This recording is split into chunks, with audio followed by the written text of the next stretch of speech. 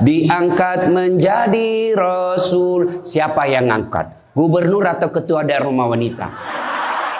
Oleh Allah yang kuasa. Allah itu siapa, Mak? Pencipta alam semesta. Itu lagu ibu-ibu dulu, mengajarkan sejarah Nabi. Sekarang apa lagu-lagunya ibu-ibu? Modern mereka, sarjana, istri pejabat, tapi tidak tahu sejarah Nabi. Apa lagunya ibu-ibu sekarang? Yuk, yuk ayo. Yuk ayo, yuk ayo. Apa itu ayo ayo? Ayo apa? Ayo apa? Putar ke kiri nona, putarlah ke kanan, beleng-beleng. Apa itu? Apa gunanya itu lagu-lagumu itu? Putar ke kiri, putar ke kanan. Apa? Katanya majelis taklim, tapi lagunya tidak mendidik. Sudah 3 tahun majelis taklim, seragamnya 4. Olahraga depannya lakinya orang. Dia di depan sebajunya sempit. Bapak-bapak di belakang, di depan ibu-ibu 1. Bapak-bapak di belakang 2. Ini kelakuan majelis taklim ini begini. Ketawa ibu-ibu karena ibu begitu toh. Kalau 17-an apa lagu-lagu seperti itu? Mesti dari kecil sejarah Nabi kita ceritakan. Itu dulu ibu saya kepada saya. Sekarang kepada anak saya bikinkan lagu supaya dia tahu anak Nabi. Anak saya namanya Cek, saya ajari. Cek, nah nyanyi nak. Anak-anak Nabi ada 7 orang. 3 laki-laki, 4 perempuan. Pertama Qasim, Abdullah, Ibrahim, Zainab, Rutkaya, Ummu Kalsum, Fatimah. Ibunya bernama Siti Aminah. Ayahnya bernama Abdullah. Kakeknya bernama Abdul Muthalib. Pamannya bernama Abu Thalib. Ibu baru tahu toh 7 anak Nabi? Ya. Berapa laki-laki? 3. Berapa perempuan? Anak pertama? Qasim. Coba. Ini dari sini kita tahu lagu. Maka ibu harus pandai-pandai mendidik anak. Memperkenalkan sejarah Nabi. Supaya mereka cinta kepada Nabi. Maka ini tujuannya maulid. Bukan kita mau bidah-bidah. Sekarang ada juga baru belajar agama 2 bulan. Itu pun melalui YouTube. Seolah-olah dialah menjadi panitia hari kiamat. Ini maulid bid'ah. Tidak ada pada zaman Nabi. Tidak ada pada zaman sahabat. Pada tabi'in, tidak ada semua itu. Saya bilang, bos, memang tidak ada pada zaman Nabi. Tidak ada pada zaman sahabat. Kenapa? Mereka hidup sesama dengan Nabi. Mereka lihat Nabi. Segar ikatan mereka soal Nabi. Mereka tahu sejarah Nabi. Jadi tidak perlu dituturkan. Sekarang kita sudah 1400 tahun yang lalu. Banyak umat Islam. La ilaha illallah. Muhammad Rasulullah. Tapi dia tidak tahu siapa anaknya Nabi. Maka perlu kembali diingatkan. Jadi kalau orang mau maulid, hargai. Jangan malah dibilang sesat. Masuk neraka. Nenekmu punya neraka. Yang paling enak, yang tidak mau maulid silahkan. Tidak usah. Yang maulid silahkan. Yang maulid ini jangan kau tuduh mereka sesat. Ayo kita saling memuliakan, menghargai sesama muslim. Ya, ini 1 maulid. Yang kedua, ibu-ibu, bagaimana kita maulid ini bisa menjadi bawa pulang, diamalkan. Apa yang diamalkan? Ayo kita sejarah kisah-kisah Nabi saja dulu. Ya, paling gampang sudah. Berapa istri Nabi? Berapa? Ini bu biar tahu, enggak mau duga dia jawab ini. Berapa? 11. Coba lihat. Istri pertama namanya Khadijah. Tua berapa tahun? 15 tahun lebih senior dari Nabi. Sebelum menikah dengan Nabi, beliau paling kaya di Mekah. Paling kaya di Mekah. Menikah dengan siapa? Muhammad bin Abdullah. Pegawainya waktu itu, karyawannya. Lalu Khadijah selalu cerita-cerita kelebihan Muhammad kepada asistennya. Namanya Nafisah. asistennya. Dia selalu cerita, ini Muhammad baik, jujur, kinerjanya bagus, disiplin, sopan ngomong, nguntung juga baik. Nafisa paham. Oh, bunda ini senang sama Nabi Muhammad. Waktu itu belum jadi Nabi. Akhirnya apa? Nafisa jadi tim sukses. Tapi bukan tim sukses pilkada. Disuruh bikin baleho 10, cuma 5 dia bikin. Hilang 5. Ya kan? Ini Nafisa datang kepada Muhammad.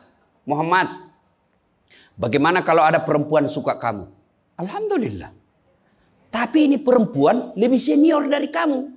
Tidak ada masalah. Lebih tua 15 tahun. Tidak ada masalah. Tapi dia sudah 2 kali janda. Tidak jadi masalah. Tapi dia bosmu. Tidak jadi masalah. Yang jadi masalah, benar tidak dia senang sama saya?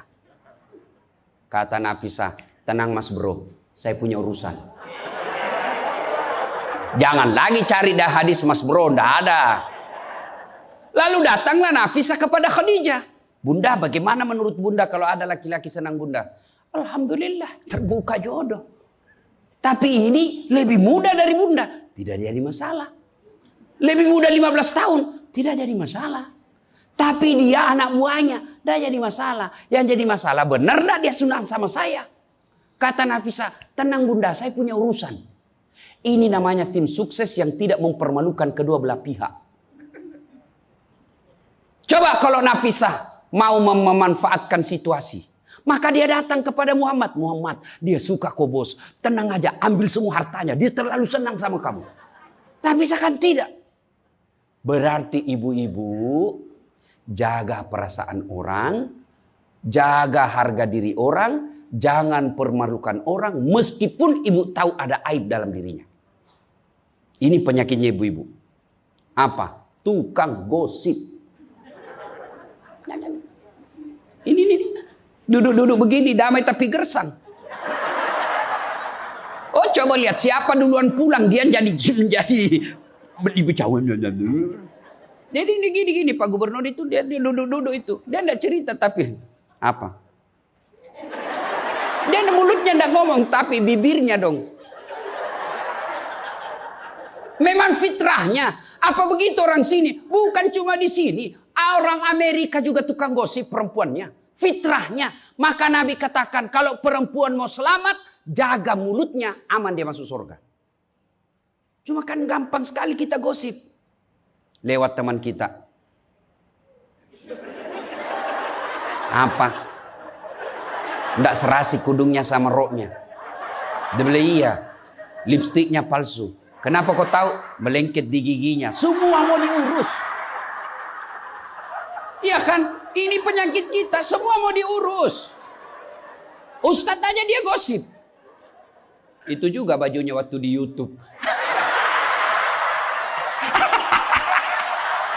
Saya dengar tadi dilewat tadi saya dengar.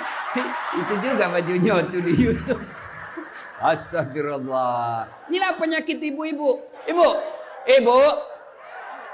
Mau gampang masuk surga? Ketika Nabi Isra Mi'raj kan dibawa jalan-jalan masuk surga. Subhanallah. Alhamdulillah. Banyak perempuan dalam surga.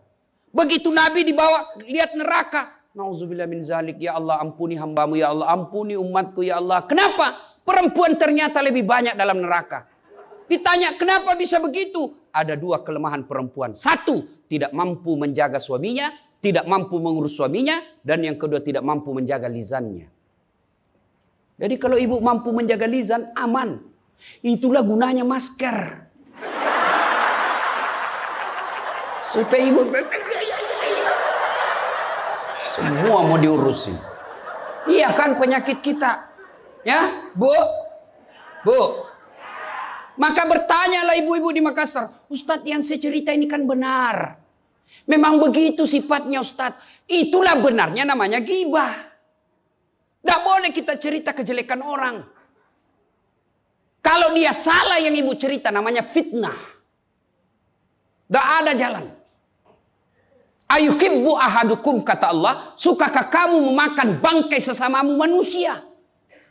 Maka berhenti cerita kejelekan orang. Jadi gimana solusinya Ustaz? Ketika datang orang cerita. Bu katanya Nauzubillah min zalik. Kita berlindung kepada Allah dari keburukan itu, Bu. Belum tentu suami kita lebih baik dari dia. Berhenti itu. Cuma kan enggak kita. Yang memang enggak tahu persoalan. Biar enggak tahu persoalan. Ikut campur. Ibu kalau suka ikut campur bikin urusannya ibu, nanti takdirnya seperti tauge. Tahu tauge? Tahu tauge? Coba lihat tauge, Bu. Kita bikin soto Banjar, ada. Pecel, sayur, lemper, ada. Ada tuh kalau di Makassar ada lemper.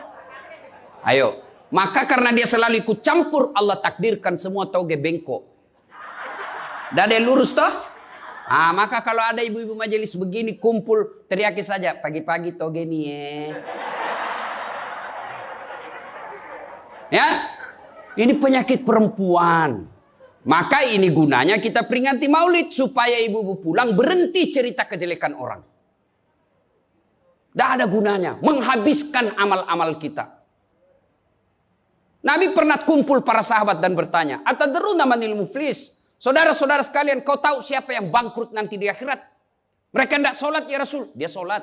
Yang tidak puasa ya Rasul, dia puasa. Yang tidak haji ya Rasul, dia haji. Yang tidak bayar zakat ya Rasul, dia zakat sedekah.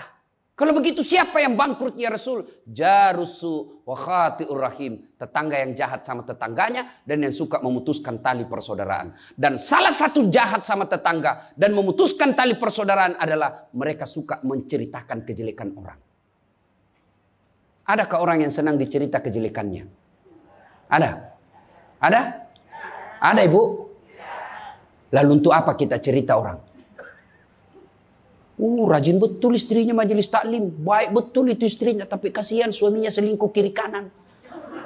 Lalu apa untungnya ibu cerita? Bu? Hei. Hei. Satu. Pulang pengajian. Tinggalkan gosip. 2. Rasulullah setelah menikah dengan Khadijah usia 40 tahun. Nabi dilantik menjadi Rasul. Pulanglah beliau 3 hari 3 malam di atas Gua Hira. Pulang menggigil. Dia ketuk pintu. Masuklah Nabi, kedinginan. Lalu Nabi berkata, "Istriku selimuti saya kedinginan." Kira-kira kalau ibu-ibu apa jawaban ibu? 3 hari 3 malam suami tidak ada kabar. Di WhatsApp tidak dibaca. Di telepon di reject. Tiba-tiba datang kedinginan, Bu. Selimuti saya, Bu. Apa jawaban ibu? Apa ibu selimuti? Enggak, diinterogasinya suaminya. Mana HP-mu? Dari mana kau ini kedinginan? Iya toh? Tapi Khadijah tidak. Khadijah tidak pernah sangka buruk kepada suaminya. Apa kata Khadijah? Sami'na wa ata'na. Hikmah yang kedua buat ibu-ibu, sangka baiklah kepada suami. Demi Allah, tidak ada kebahagiaan rumah tangga yang dipenuhi dengan sangka buruk. Ibu mau bahagia dengan suami? Mau? Hilangkan sakwa sangka, hilangkan sangka buruk. Telepon suami tidak dijawab pagi-pagi, sangka baik. Oh, berarti suami saya lagi sholat duha. 1 jam kemudian ditelepon, belum dijawab juga. Oh, berarti suamiku lagi meeting dengan gubernur. Telepon lagi siang-siang tidak jawab. Oh, berarti suamiku lagi sholat berjamaah di masjid. Sore ditelepon tidak dijawab-jawab. Oh, berarti suamiku dia lupa handphonenya. Tiba-tiba sore masuk WhatsApp teman kita. Saya lihat suamimu bonceng cewek. Cantik betul. Oh, berarti suami saya lagi nge-grab. Tenang perasaan. Ibu-ibu, demi Allah. Tidak ada kebahagiaan orang yang selalu sangka buruk. Suami enak-enak kerja. Hanya tidak dijawab telepon. Ibu tidak bisa tenang di rumah. Sangka baik. Orang yang sangka baik, rumah tangganya pasti tidak bisa bahagia. Saya kasih contoh. Kasih contoh ibu. Suami istri 7 tahun tidak punya anak. Di tahun ke-8 dia pergi ke ahli kandungan, periksa istrinya. Wih, alhamdulillah, kata dokter, ibu sudah terlambat 2 bulan.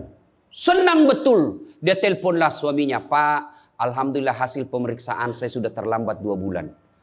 Tapi Pak, jangan cerita-cerita dulu ya. Malu kita nanti kalau tidak jadi lagi. Oke Bu, ini rahasia berdua. Jangan cerita ke siapa-siapa. Setuju Bu ya? Setuju Pak. Oke. Beberapa hari kemudian datang petugas PLN. Assalamualaikum. Kata ibunya, Waalaikumsalam. Siapa ya? Saya Bu. Saya siapa? Petugas PLN. Oh kenapa Pak? Ibu terlambat 2 bulan. Hui. Kenapa dia bisa tahu saya terlambat 2 bulan? Wah, dia mulai curiga sama suaminya. Pasti kelakuannya lagi nih si gendut ini. Kan suaminya gendut. Pasti kelakuannya ini si gendut ini. Pulang suaminya capek. Di jalan macet, kehujanan, baru buka pintu. Memang kau pembohong gendut. Apalagi ini pembohong. Orang capek, pembohong gendut. Apa? Kenapa itu PLN tahu saya terlambat 2 bulan? Pasti kau yang cerita. Bukan saya. Kenapa? Wah, suaminya juga marah digendut-gendutin. Dia datang ke PLN. Ada apa kau tahu istriku terlambat 2 bulan? Dia bilang ini ada catatannya Pak. Kau hapus ini. Ya boleh Pak. Tapi Bapak bayar dulu. Kalau saya tidak mau bayar. Ya terpaksa punyanya Bapak diputus. Kalau punya aku diputus, apa dia pakai istri saya di rumah? Dia terpaksa pakai lilin.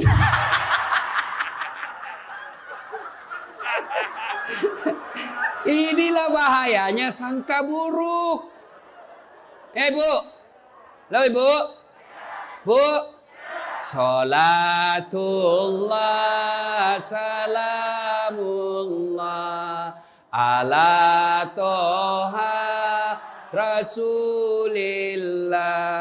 Salatullah salamullah ala yasin habibillah. Oleh-oleh kedua pulang maulid, hilangkan sangka buruk. Tidak ada kebahagiaan orang sangka buruk. Begitu juga kepada pimpinan kita. Kok saya dimutasi? Sangka baik. Saya tadinya kok kepala dinas menjadi staf ahli. Berarti Bapak dianggap ahli. Ini staf ahli kan enak. Ahli yang tidak ada stafnya. Sangka baik. Oh berarti Pak Gubernur merasa saya perlu istirahat, banyak berpikir. Sangka baik. Jangan pernah sangka buruk. Tidak ada kebahagiaan orang yang sangka buruk. Sangka baik. Saya dalam hidup saya, betapa banyak Allah kasih pelajaran. Saya baru tahu maksud Allah yang baik setelah beberapa saat berlalu. Begitu ada kejadian sangka baik saja. Tunggu akan muncul. Oh ini maknanya ini. Tamat SMA kan saya daftar polisi Bu. Tentara. Akabri. Begitu tes fisik. Tidak lulus. Kenapa? Ceper. Tidak cukup tinggiku Bu. Saya protes kepada Allah. Ya Allah kenapa kau lahirkan saya dalam keadaan pendek. Kau tidak jadi rugi jadi Tuhan kalau saya jadi tentara. Teman saya lulus waktu itu Bu. Dia sekarang polisi 2 bunga. Reserse. Baret merah. Saya lulus pakai baret putih. Alhamdulillah jadi ustadz. Alhamdulillah karena baret putih saya pakai. Mulai baret hiram sampai baret merah. Saya ceramai semua. Yang terbaik. Gubernur sebelumnya kepala dinas. Tiba-tiba kita tidak ada jabatan. Sangka baik. Itulah hidup. Jangan pernah sangka buruk. Begitu juga kepada suami. Sangka baik. Tidak ada ketentraman bagi rumah tangga yang selalu disertai sangka buruk. Dan ibu enaknya jadi istri. Karena ibu tidak tanggung dosanya suami. Saya bilang sama istri saya, Mama nyecek. Kan ibu-ibu sekarang suka sekali periksa handphone. Untuk apa periksa handphonenya suami Bu? Coba jelaskan saya, untuk apa? Ayo yang suka periksa handphonenya suami ini. Untuk apa Ibu? Setelah tahu ibu mau apa? Ternyata besok-besok ada masalah yang tidak menyenangkan hatimu. Apa yang kamu lakukan? Mau diceraikan, saya ceraikan kamu. Daripada kau menderita mendampingi saya, sudah kita selesaikan baik-baik. Dan kau tidak mungkin Kuceraikan kau pagi, sore saya sudah dapat. Nah sekarang apa maumu? Sakit hati aja. Ayah. Dan hebatnya perempuan Islam, kalian tidak menanggung dosanya suami. Kalian tidak akan menanggung dosa suami. Ya, beda kalau laki-laki. Kalau laki-laki, dosa istri kita tanggung. Kalau suami menanggung dosa istri. Istri tidak pakai jilbab, istri tidak sholat, istri tidak puasa, istri tukang gosip, istri suka keluyuran. Suaminya ditanggung dosanya nanti. Ku ampusakum wa ahlikum nara. Beda istri. Suami pezina, suami koruptor, suami narkoba, suami penjudi, suami tukang tipu. Ibu tidak tanggung dosanya suami. Itulah enaknya jadi perempuan Islam. Bahkan kalau dia sholat, dia puasa Ramadan, dia jaga harga dirinya, dia patuhi suaminya. Kata Nabi, tadahulul jannati bisalam. Silahkan ibu mau masuk pintu surga mana saja. Makanya sangka baik saja, tidak usah sangka buruk. Ada ibu-ibu curhat sama saya tengah malam, Ustaz. Mohon solusinya Ustaz. Saya sudah tidak tahan. Kenapa ibu? Dia bilang saya sudah tidak tahan. Saya minta solusinya Ustaz. Saya sudah tidak tahan. Memang kenapa? Saya ini sudah 21 tahun menikah Ustaz. Tidak tahan. Saya bilang dalam hati. 21 tahun tidak tahan. Inilah kadang-kala ibu-ibu kalau ngomong tidak masuk di akal. Ya memang Allah fitrahkan itu manusia, laki-laki itu lebih banyak akalnya, perempuan lebih banyak perasaannya. Maka kalau perempuan ngomel, dengar saja Pak, tidak usah dijelaskan apa dia mau. Dengar aja, karena memang dia cuma mau didengar. Dengar aja, oh, ya, dengar aja, dengar. Tapi tidak tahan saya Ustadz, ya tidur. Rumus menghadapi perempuan itu, ilmu paling efektif, sabar. Tidak ada sudah kalah itu ilmu sabar. Diam, tidak usah dijelaskan. Biar dijelaskan, tidak masuk di akalnya. Apalagi kalau dia sudah bilang, pokoknya. sudah Pak. Lebih diam aja. Pokok, sudahlah. Dijelaskan satu, muncul pertanyaan dua. Dijelaskan tuntas yang dua, muncul lagi pertanyaan tiga. Sudah tuntas semuanya, dia ungkap lagi yang 5 tahun yang lalu. Itulah perempuan. Iya ibu toh? Maka dengarkan saja. Ada saatnya nanti dia bilang, baru dia sadar itu. Iya sebenarnya itu saya emosi aja itu hari Pak. Begitulah perempuan. Dihadapinya jangan emosi.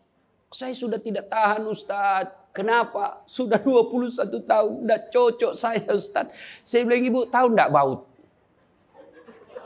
Tahu Ustadz. Apa pasangannya baut ibu? Mur. Sama enggak? Sama modelnya? Sama bentuknya? Beda. Justru perbedaannya yang membuat dia kokoh. Berarti rumah tangga tidak akan pernah kokoh kalau mau menyamakan. Yang kokoh adalah ketika dia mau saling menerima kekurangan dan kelebihan. Itu pasti kokoh. Mana mau cocok jenis kelamin aja kita tidak sama. Iya. Pendidikan aja kita pasti beda. Latar belakang budaya kita pasti beda. Maka yang membedakan itulah kalau kita kelola dengan baik dalam rumah tangga. Dengan faktor utamanya sangka baik. Insya Allah bahagia rumah tangga. Ya, sangka baik. Tuh Khadijah tidak pernah sangka buruk sama suaminya. Khadijah ketika beliau sakaratil maut. Usia 65. Beliau sakit.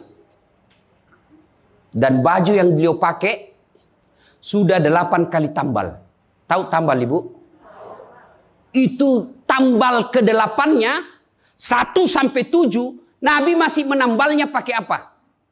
Masih pakai kain. Di tambalan ke-8 beliau pakai pelepah daun kurma. Kenapa? Habis kainnya Nabi. Padahal sebelum nikah beliau orang kaya. Lalu beliau panggillah anaknya. Fatimah ta'al. Fatimah ke sini dulu nak. Kenapa bunda? Tolong kau mintakan serbannya bapakmu. Ada serban yang selalu dia pakai bapakmu itu terima wahyu. Tolong sampaikan ke beliau. Saya minta untuk saya jadikan kain kafan. Mudah-mudahan serban itu Allah hindarkan saya dari azab kubur. Mendengar ini, Fatimah berkata, bunda aja yang minta sama bapak. Dengar jawaban Khadijah. Saya malu minta sama bapakmu, nak. Habis hartanya untuk bantu Rasulullah, minta serban, malu. Kira-kira masih ada istri sini malu minta sama suaminya? Pak Gubernur, masih ada kira-kira malu minta sama suami? Bukan diminta, dicuri. Ayo, itulah Khadijah. Maka jangan heran Khadijah meskipun sudah wafat, beliau tidur bersama Aisyah. Beliau tidur bersama Aisyah. Tapi siapa yang dikenangnya? Khadijah. Rasulullah hanya berkata, seolah-olah saya mendengar trompa kakinya Khadijah. Seolah ada Khadijah dalam rumah kita. Aisyah cemburu. Ya Rasulullah, ada apa sih kelebihan Khadijah? Khadijah sudah wafat. Kau nikahi 2 kali janda. Lebih tua dari kamu. Kenapa Khadijah terus? Dengar jawaban Nabi. Kau tidak pernah mampu mengimbangkan, menyandingkan atau menyamakan dirimu dengan Khadijah. Ketika tidak ada orang percaya kepadaku, Khadijah orang pertama yang percaya ke Rasulanku. Ketika orang memboikot saya tidak boleh bertransaksi ekonomi kepada Muhammad, hartanya habis untuk membantu perjuangan dakwah. Maka jangan heran Rasulullah sangat mencintai Khadijah. Jadi kalau ibu mau dicintai suami lahir batin, jadilah seperti Khadijah. Bukan karena cantiknya, bukan karena kayanya, tapi kebersihan hatinya Khadijah. Kita itu laki-laki kan tergantung perempuannya. Kalau perempuannya baik, akhlaknya baik, tidak mungkin tergoda suami. Ibu mau? Suami tidak macam-macam mikirnya. 3 aja resepnya. Pegang ini, kau kuasai suamimu. 1, buat matanya senang. Artinya apa? Ibu penampilan cantiklah di depan suami. Kalau suami senang selalu pakai baju merah, pakai itu baju merah tiap hari. Kalau suami senang warna-warna emas, pakailah itu tiap hari. Ya. Tapi saya tidak senang warna begini, Ustaz. Bukan untuk ibu, tapi untuk menyenangkan suami. Dandannya seorang istri, menyenangkan hati suami. Itu ibadah buat seorang wanita. Yang kedua, buat perutnya senang. Bagaimana caranya? Bikinlah masakan kesenangan suami. Kalau tidak bisa tiap minggu, sekali sebulan. Ketika terima gajinya suami, terima honornya suami, ya WhatsApp suami, SMS suami, telepon suami. Bang, jangan makan di luar hari ini. Hari ini saya masak spesial buat abang. Masakan kesenangan saya sudah siapkan di rumah bang. Aman bang, jangan makan di luar. Ini hari spesial buat abang. Senang kita jadi suami. Itu saya kalau terima SMS WhatsApp begitu, mamanya C di rumah dia goreng baru dia kirim. Rasanya kita mau cepat pulang. Ibu pernah WhatsApp suaminya begitu? Paling di WhatsApp, bang jangan lupa singgah beli telur. Bang habis gas.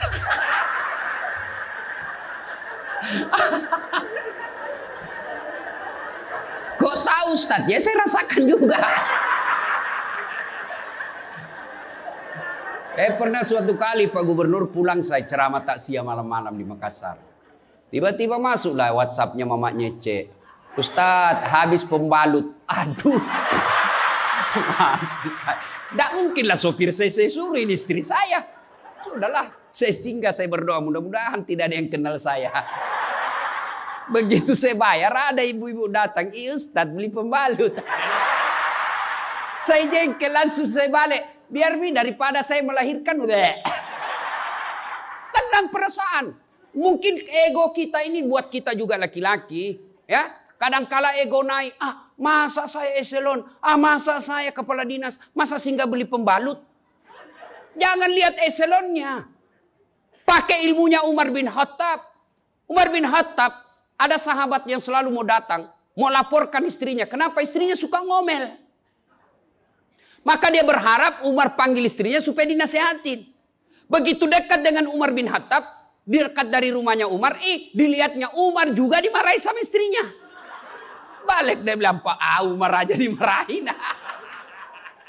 Balik besok ketemu, ya Amirul Mukminin, presiden lah waktu itu. Saya lihat kemarin Anda istri ngomel-ngomel, Anda senyum saja. Dengar ini jawaban bapak-bapak ini, para pejabat nih yang hadir. Dengar apa jawaban Umar. Begitulah cara saya berterima kasih kepada istriku yang telah hamil, melahirkan, dan menyusui anak saya. Coba, hilang itu emosi Pak, hilang itu harga diri. Kalau kita sudah ingat bagaimana susahnya itu ibu melahirkan, hamil. Masih ingat ibu-ibu waktu hamil? Masih? Ada ndak enaknya itu orang hamil? Untung saya tidak pernah hamil. Oh, coba ibu-ibu kalau hamil, jalan aja setengah mati. Aduh, sudah mau mau duduk aja, mana ada ibu hamil langsung duduk aja. Udah standar samping dulu itu kasihan. Iya ibu, ya benar. Kalau kita laki-laki paling ngidam. Ustaz, apa doanya berhenti ngidam istri? Ngidam apa istrimu? Nanti dia bisa tidur kalau dilihat saya di atas lemari Pak Ustaz. Jadi kalau istrinya mau tidur jam 10, setengah 10 sudah di atas lemari. Saya berhenti kau dongo-dongo itu dikasih kerja di konsum.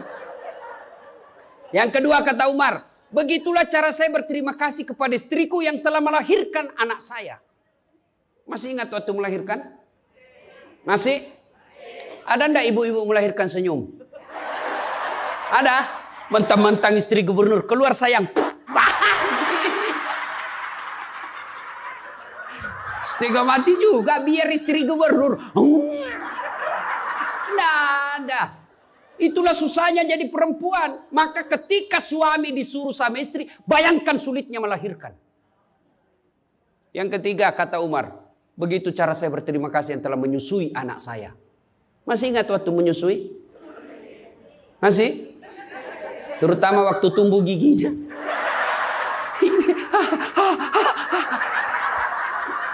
Masih ingat tak?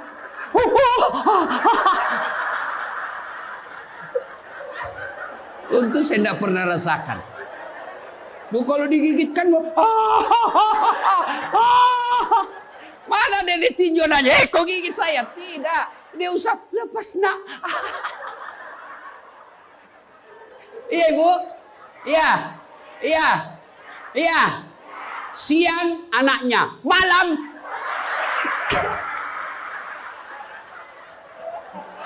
Salatullah, salamullah, ala toha Rasulillah. Salatullah, salamullah, ala yasin. Berikutnya, kalau kita cinta kepada Rasul, jadilah istri seperti istri Rasulullah. Nah, tentu bertanya kita, itu bapak-bapak mau punya istri seperti istri Rasul? Pak Gubernur pasti mau. Kita punya mau istri seperti Khadijah. Tapi pertanyaannya, sudahkah kita seperti Rasulullah? Tenang ibu-ibu, saya bela ibu-ibu hari ini. Tenang. Nah, kita mau seperti Khadijah, tapi kelakuan kita seperti Abu Jahal. Pembohong kiri kanan. Suami istri minta duit tidak pernah ada. Benar tidak ada, habis biar baunya tidak ada lagi. Giliran selingkuhannya minta, gampang deh, tunggu aja 5 menit. Ya, Rasulullah coba begitu memuliakan istri, beliau tidak pernah kusam rambutnya di depan istrinya. Coba itu, buka itu Barasanji sejarahnya. Rasulullah beliau yang bersihkan tempat tidurnya. Beliau yang tambal bajunya ketika robek. Beliau sediakan sarapan. Itu Rasul, manusia pilihan. Namanya selalu digandengkan dengan namanya Allah. Tidak malu, bahkan rela ikhlas membantu pekerjaan rumah tangga istrinya. Untuk meringankan kerjaan istri. Kita baru Satpol PP. Satpol PP. Apa Satpol PP? Polisi setengah. Baru pegawai honor, macam-macam ceritanya. Tidak ada kehinaan bagi laki-laki yang memuliakan istrinya. Tidak ada kehinaan suami yang membantu pekerjaan istrinya. Rasulullah mencontohkan itu. Beliau kalau keluar rumah sudah ada sisir. Masuk ke kamar rapi baru keluar. Kita sudah habis pisang gorengnya 4 masih berantakan rambut. Begitu istrinya katakan, bang, baik-baik itu rambutmu apa? Kenapa kau urus rambutku? Rambutmu kau urus. Itulah Rasulullah. Rasulullah subhanallah, dari 11 istri beliau tidak ada satupun yang dia panggil namanya. Beliau tidak pernah memanggil Khadijah. Beliau tidak pernah memanggil Aisyah. Aisyah beliau panggil apa? Ya Khumairah. Yang kemerah-merahan pipinya. Karena memang Siti Aisyah merah delima pipinya. Maka bapak-bapak Pak Kak di sini, Pak Karo, panggillah istri kita dengan panggilan kasih sayang. Wahai istriku yang termancung hidungnya di lorong 3. Dia tidak mancung hidungnya Ustaz. Ya giginya lah kau lihat. Justru giginya mancung Ustaz. Jangan terlalu jujur. Mentang-mentang istri kita hitam panggil Tam. Hitam. Apa kata istri kita? Apa PC? Masa suami istri. Katanya Islam itu agama yang paling paripurna. Kok kita saling PC hitam? Ya. Rasulullah, beliau kalau minum bersama istri beliau, kalau beliau minum gini. Bismillahirrahmanirrahim. Hebatnya Rasul, kalau beliau minum 1 teguk dikasih lagi istrinya. Minum lagi. Kasih lagi istrinya. Hebatnya bekas bibirnya Aisyah itu yang diminum oleh Rasulullah. Bekas bibirnya Aisyah. Masya Allah. Coba kalau kita Pak Kadis, istri, bekas bibir istri, bau betul mulutmu.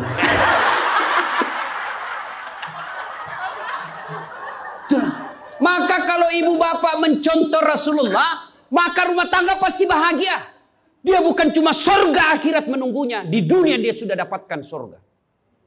Nggak usah ikut parenting, quality time.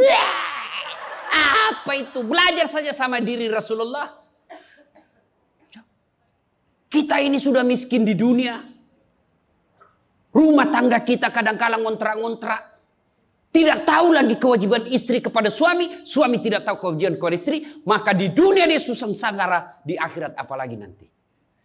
Maka kalau kita tidak bisa dapatkan kekayaan sorga di dunia.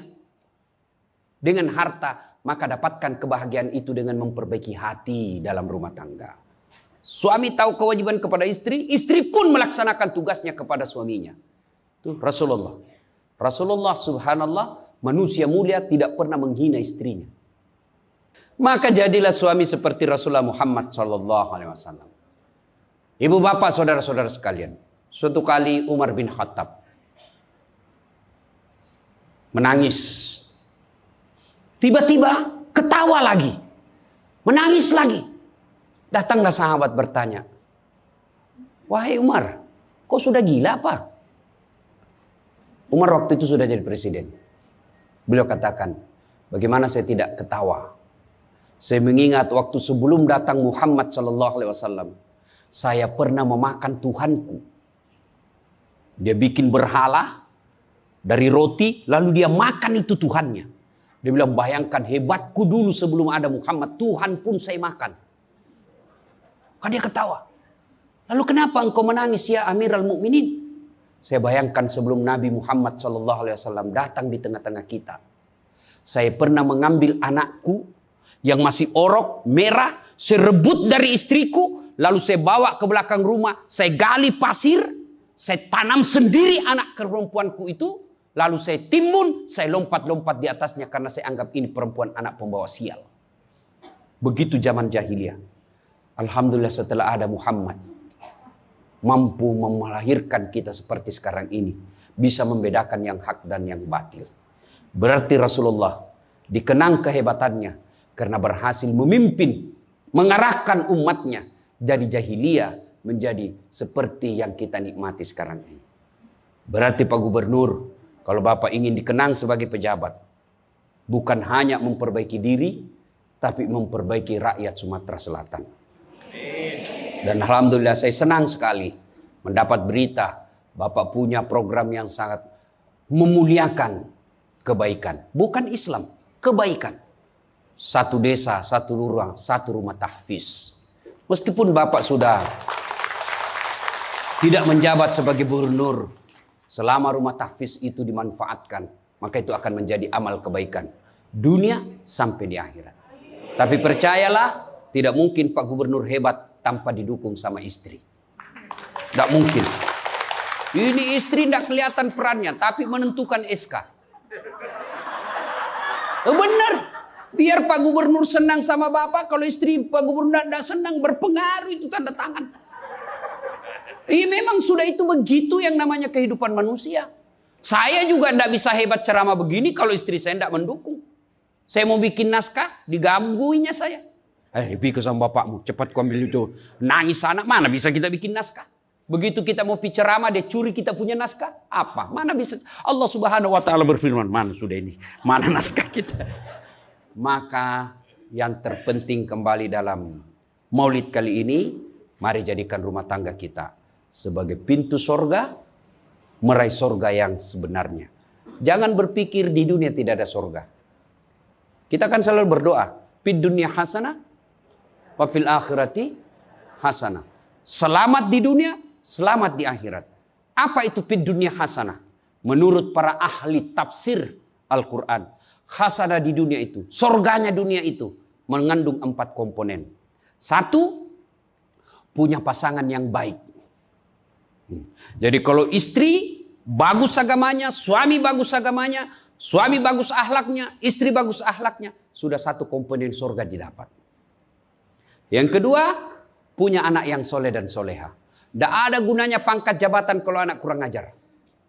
Ibu-ibu nih, kalau ibu meninggal siapa yang doakan? Suami. Tidak bakal, dia kawin lagi. Siapa yang doakan? Anak. Maka berhasilan ibu, saya setuju dengan pernyataan Pak Gubernur. Kalau mau hebat ini provinsi kita, ibu-ibunya harus menjadi pesantren pertama.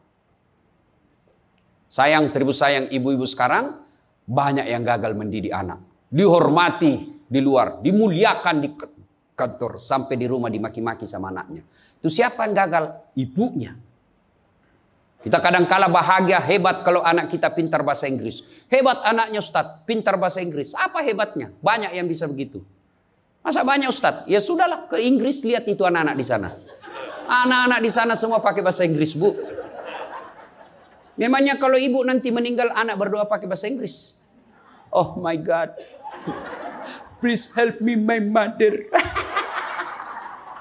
Enggak. Pasti pakai bahasa Pado. Kepado, lindungi lo. Pasti. Ya, maka ibu-ibu didik anak. Yang ketiga komponen punya surga dunia, apa itu? Punya harta yang bermanfaat, bukan harta yang banyak.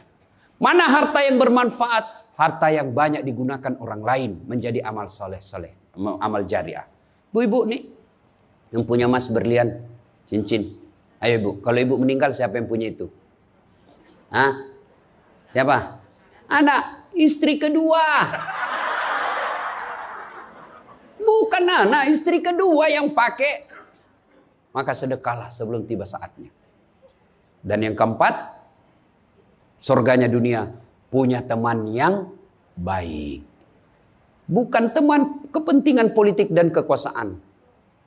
Teman yang baik itu meskipun kita sudah pensiun masih baik sama kita. Meskipun kita sudah miskin masih baik sama kita. Itulah teman yang baik. Dan nerakanya dunia ketika kita punya jabatan. Banyak teman kita. Pas kita hilang jabatan semua menjauh dari kita. Itu nerakanya dunia. Nah ibu bapak saudara-saudara sekalian. Mari mewujudkan ini melalui maulid. Maulid ini tidak ada guna kalau kita pulang tidak diamalkan. Minimal amalkan dengan menjadi suami yang baik. Dan istri yang baik. Terakhir. Kalau kita mencintai Rasulullah, maka kita ikuti sunnah-sunnahnya. Apa sunnah? Yang gampang-gampang, tidak usah berat-berat. Mulai hari ini, oleh-oleh khusus ibu, kapan dan dimanapun selalu ada wudhu. Coba ibu amalkan. Bapak-bapak pegawai, bapak mau pergi kerja, wudhu dulu. Mau pergi jemput anak, wudhu dulu. Mau pergi pengantin, wudhu dulu. Mau pergi kemana saja, ikuti Pak Gubernur yang katanya tidak ada liburnya. Ya. Sudah ikuti dengan ada wudhu. Orang yang selalu ada wudhunya, innallaha yuhibbut tawwabina wa yuhibbul Mutatakhirin, dicintai oleh Allah Subhanahu wa taala. Ibu bapak saudara-saudara sekalian, banyak yang ingin kita sampaikan tapi waktu jualah yang membatasi kita. Insya Allah lain waktu dan kesempatan kita akan lanjutkan.